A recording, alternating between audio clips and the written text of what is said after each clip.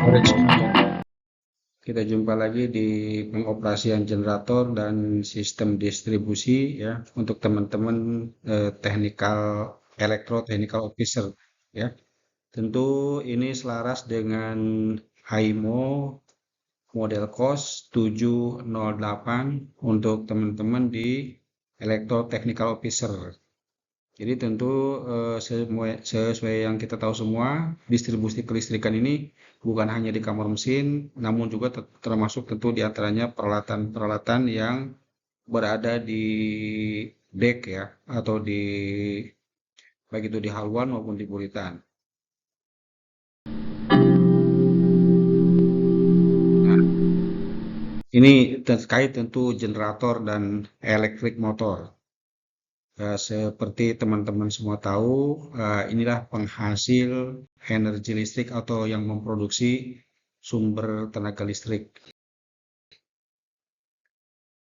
A generator produces either alternating current or direct current. Tentu generator ini dapat memproduksi baik itu energi listrik alternating current ya, atau AC, ataupun direct current atau DC. Alternating current changes polarity about 50 Alternating times current a second. yaitu It is used for the dapat lighting system and to mempunyai drive polarity auxiliary sekitar engines. 50 kali dalam 1 detik ya. Sedangkan ini AC yang biasa digunakan untuk lampu penerangan ataupun beberapa penggerak engine atau mesin penggerak ya. Seperti contoh ya, tentu sama-sama kita tahu pompa ya digerakkan oleh elektrik motor tentunya.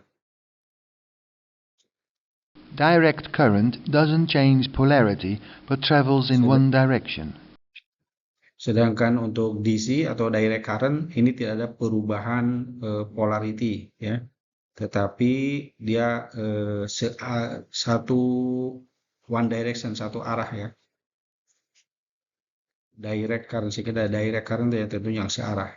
A converter is used to change alternating current into direct current. Nah, ada juga yang kita kenal dengan converter. Converter itu merubah dari AC ke DC. A transformer increases or reduces the voltage. Teman-teman ketahui ya, tentu juga ada yang disebut dengan transformer. Transformer itu atau trapo ya, kalau lebih kita kenal dengan trapo, itu ada yang step up atau menaikkan, ada juga yang step down. Jadi ada yang menaikkan tegangan dan ada juga menurunkan tegangan. Biasanya di beberapa kapal yang dari Jepang, yang asli dari Jepang, itu tegangannya 110 volt, sehingga perlu dinaikkan. Karena kebanyakan peralatan elektronik kita menggunakan yang 220 volt. Ya. Jadi ada yang dinaikkan, ada yang juga yang diturunkan. The compound motor is a combination.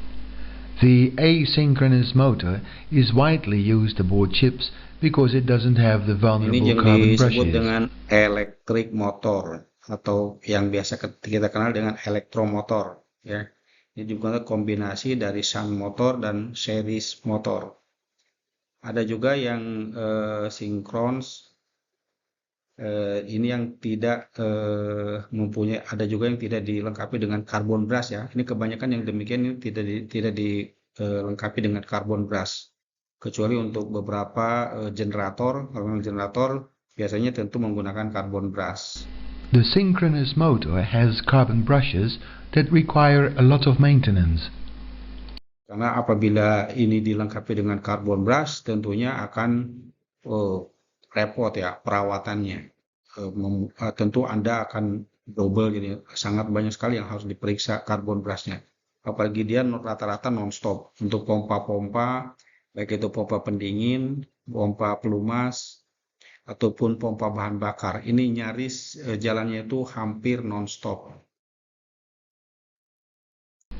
The compound motor combines the advantages of the shunt motor and series motor. It has a constant speed and a high starting torque. Nah, ini juga tentu mempunyai kecepatan yang sangat yang tetap ya, kecepatan yang tetap.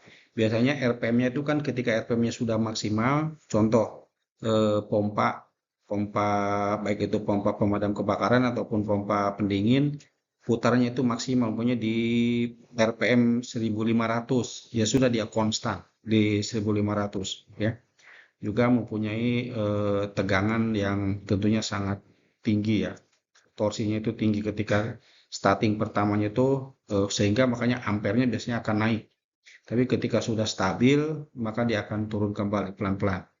Anda bisa lihat dari AC, maksudnya bukan alternating current, tapi AC sentral ya, air conditioning, maksudnya AC sentral biasanya pertama naik, pertama di start itu langsung deng, ampernya itu tinggi sekali. Nanti ketika sudah stabil dia akan pelan-pelan turun ya. Kira-kira demikian. The disadvantages of the asynchronous motor are that it requires a lot of initial current and it produces a low starting torque. Ya, jadi hampir rata-rata untuk elektrik motor seperti ini tidak dilengkapi atau tidak mempunyai carbon brush ataupun coil ya. Synchronous motor ini juga diproduksi untuk low starting torsi, jadi tidak terlalu tinggi ampernya ketika starting pertama. The disadvantages of the synchronous motor are the maintenance it requires and its price. Tentu juga ada yang memproduksi dengan high starting torsi, yaitu tadi tergantung untuk penggunaannya ya. Untuk penggunaannya biasanya untuk AC sentral ataupun untuk purifier ya, yang punya tegangan yang tinggi, ya biasanya juga dia akan sangat berhubungan dengan torsinya. Ya, kira-kira demikian teman-teman semuanya. Semoga apa yang disampaikan bermanfaat dan Anda semua sukses dalam menjalani karir sebagai Electro Technical Officer ya. Salam sehat dan tetap semangat.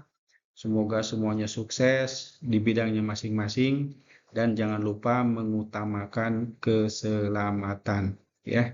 Salam sehat dan tetap semangat. Demikian dari saya. Semoga bermanfaat dan apabila ada hal-hal yang mau di-sharing ya silakan ya.